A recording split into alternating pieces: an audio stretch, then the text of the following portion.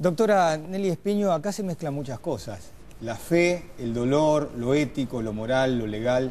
Sí, detrás de un paciente hay una familia, siempre, cuando la hay, pero hay un mundo de símbolos muy grandes. Y a mí me apena que el caso de Camila haya sido el disparador para que nuestros diputados se dieran cuenta que estos temas son de todos los días en los hospitales públicos y privados de todo el país. Que hablar de muerte digna en el mundo es hablar de eutanasia, porque las asociaciones de eutanasia justamente hablan de muerte digna, y si bien periodísticamente es más corto hablar de muerte digna, lo que es digno es el paciente. Y acá tenemos seres humanos que debieran afrontar el proceso de su muerte con la dignidad que merece todo ser humano. Por lo tanto, el término hay que tener mucho cuidado, sobre todo en la legislación, con el término muerte digna. Es más fácil desde el punto de vista periodístico y comunicacional, pero en el fondo, en el contenido, internacionalmente las asociaciones de eutanasia lo han utilizado así.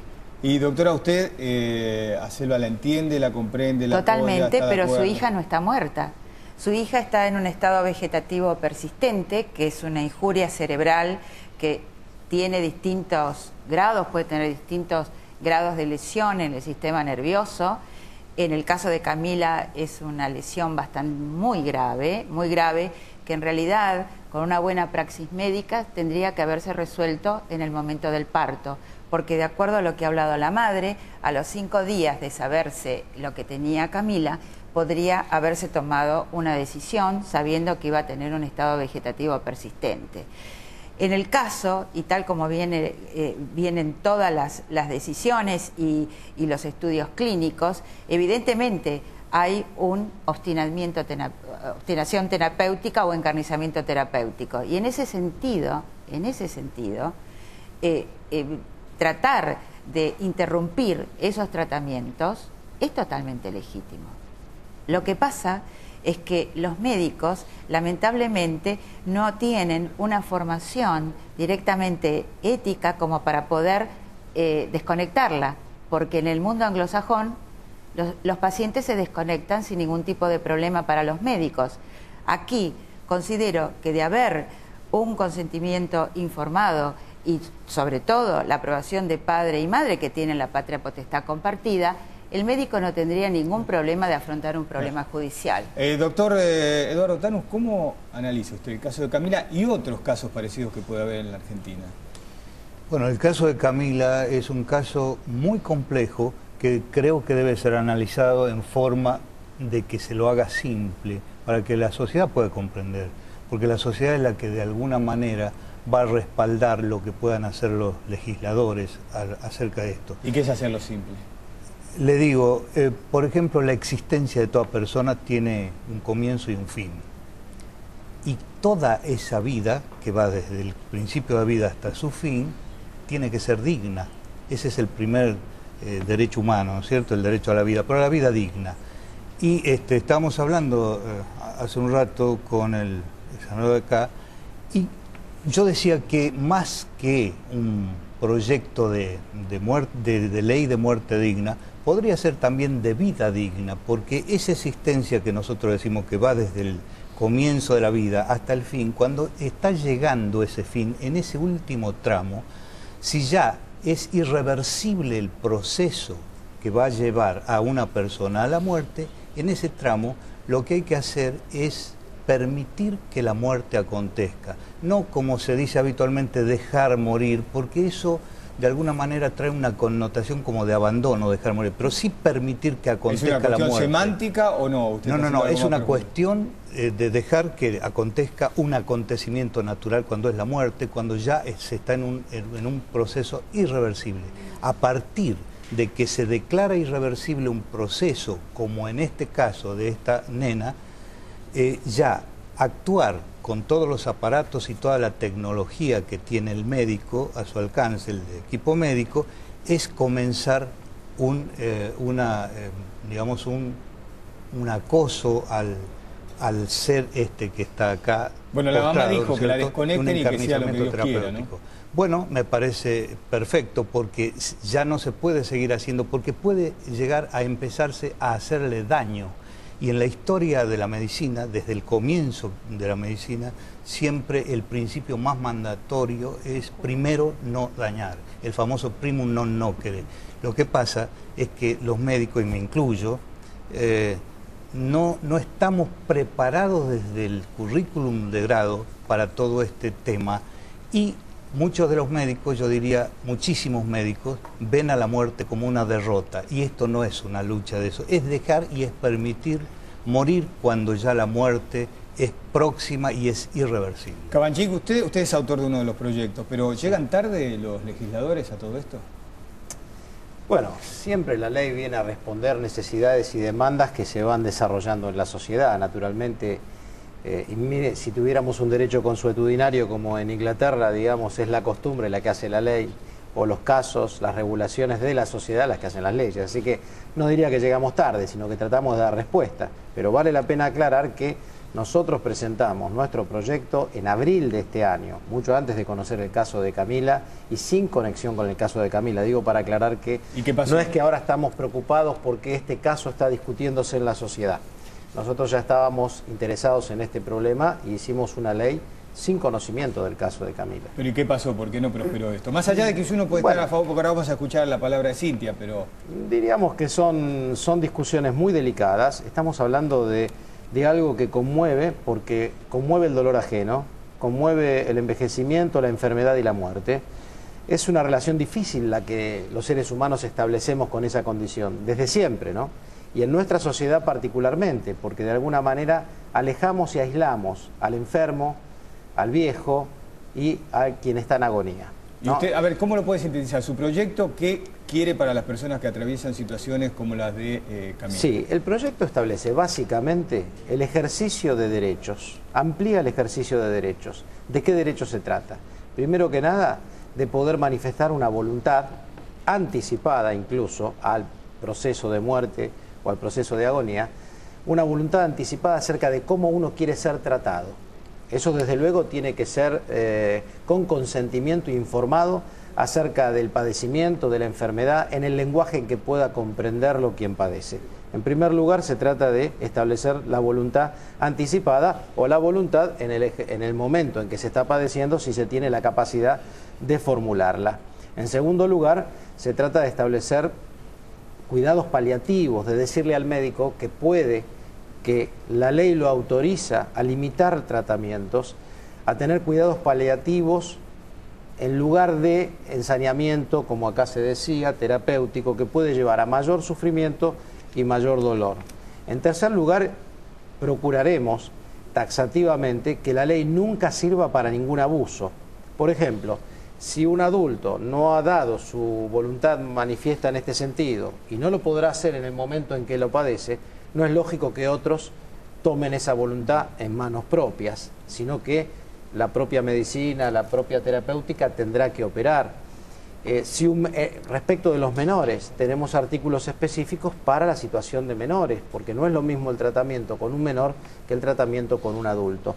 Ya seguimos con el tema. Cintia, ¿cómo recibe usted este proyecto? ¿Cuál es su posición para llevar al Congreso en cuanto al tema de, como ustedes quieran llamarle, muerte digna, eutanasia? Sí, lo estoy tomando con mucha responsabilidad.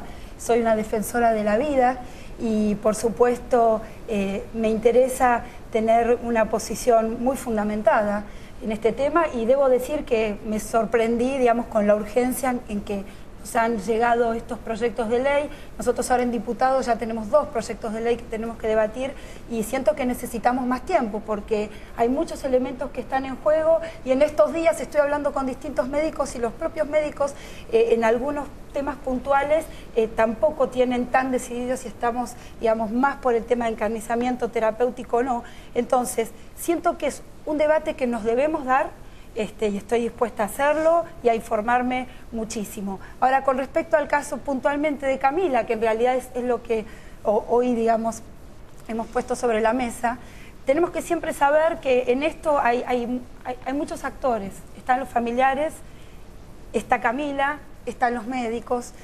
Y yo, por ejemplo, la mamá, justamente Selva, recién decía que uno también tiene que actuar con el corazón. Y yo decía, ¿cómo voy a hablar de un caso en donde no conozco la situación? Así que hoy la fui a visitar a Camila, porque me pareció que para hablar de Camila tenía que ver cómo estaba, tenía que ver si verdaderamente es vida digna. ¿Quién soy yo para juzgarlo? Sí me di cuenta que me encontré con vida. Está respirando artificialmente, y sí me di cuenta que me encontré también con otros casos, porque allí hay otros chiquitos que están en situaciones no similares, porque ella está con un estado vegetativo persistente y permanente, muy agudo, muy grave, y otros chicos no tienen esos casos. Entonces, la verdad es que es muy difícil legislar puntualmente sobre esos casos. Entonces, creo más en la necesidad de debatir una ley marco que le garantice al médico la toma de decisión con la contención jurídica necesaria para poder tomar una decisión en el momento de la crisis, ¿no? Pero por otro lado, bueno, también darnos a la sociedad las suficientes garantías de que somos una sociedad que está defendiendo la vida dentro de los parámetros de la dignidad. Entonces, siento que con todos los proyectos de ley que estamos analizando, hay que puntualizar exactamente en qué casos se estaría avanzando, por ejemplo, en un proceso de eutanasia, en donde claramente, y estuve hablando con varios diputados y senadores, no es la intención de habilitar la eutanasia. Estoy de acuerdo con que no hay que avanzar con un encarnizamiento, soy economista, estoy haciendo un esfuerzo terrible para hablar de estos temas, pero es un tema duro para todos, ¿no?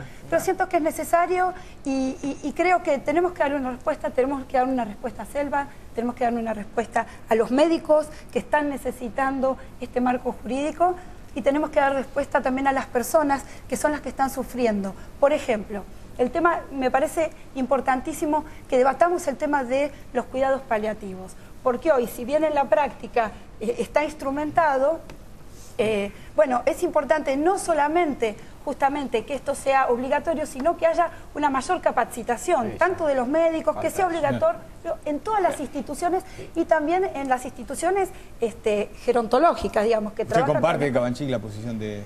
Sí, por supuesto, creo que esas son acá el objetivo común de todos los que estamos trabajando en estos proyectos, y creo que de todos los que están entrando en el debate, en la opinión pública, es la vida digna, y la muerte es parte de la vida. Cuando se habla de muerte digna, no hay que oponerlo a vida digna, hay que oponerlo en todo caso a muerte indigna, tanto como vida digna lo opondríamos a vida indigna. De esto se trata. Entonces, digamos, tenemos que ir cambiando, y para eso estos debates ayudan mucho a la actitud de la sociedad frente a estas situaciones límites. Después, si tenemos un minuto, me gustaría leer unas reflexiones de un sociólogo que dedicó un libro muy interesante a este tema, Norbert Elias. Lo podemos hacer después, o si hay tiempo, no sé. Después porque queremos... No, pero sí. Le digo el título, si les parece. Sí. La soledad de los moribundos, se llama el libro. Y recomiendo a todos la lectura de este libro, donde se ve cómo va cambiando con las épocas la actitud frente a la muerte en el medioevo, en el Renacimiento, y al mismo tiempo cómo también algunos elementos son universales y permanentes de nuestro miedo frente a la muerte. Yo creo que perdiendo los miedos, dejando a un lado los dogmas que nos separan, podemos llegar a conclusiones comunes. Todos queremos el mejor trance posible en una situación tan difícil y dolorosa como es estar muriendo, o que un pariente o un ser querido se esté muriendo. Ahora, el tema es el debate para todos. ¿Es digna la vida de pregunto, sin tomar posición, ¿es digna la vida de Camila? ¿Es digna la vida que tenía San Pedro, Ramón, en España? En el caso de San Pedro, bueno, lo conozco muy bien porque dirigí una tesis doctoral sobre el caso y estuve muy cerca de todos los datos clínicos. San Pedro era muy testarudo y no quiso hacer la rehabilitación. Él, de todas formas, no tenía ningún interés en vivir. Un hombre muy depresivo, que cuando queda tetrapléjico, ni siquiera quiere hacer la rehabilitación que le hubiera permitido caminar y mover sus manos. Por lo tanto, cada vez se hizo más depresivo. Y bueno, fue muy ayudado por las asociaciones de eutanasia, de muerte digna de Europa, y bueno, lo llevaron a un estado realmente de depresión tal que no pudo contener y que su idea de suicidio no estaba en ese momento, ya estaba mucho antes de quedar tetrapléjico. En el caso de que, bueno, el suicidio asistido, por supuesto, está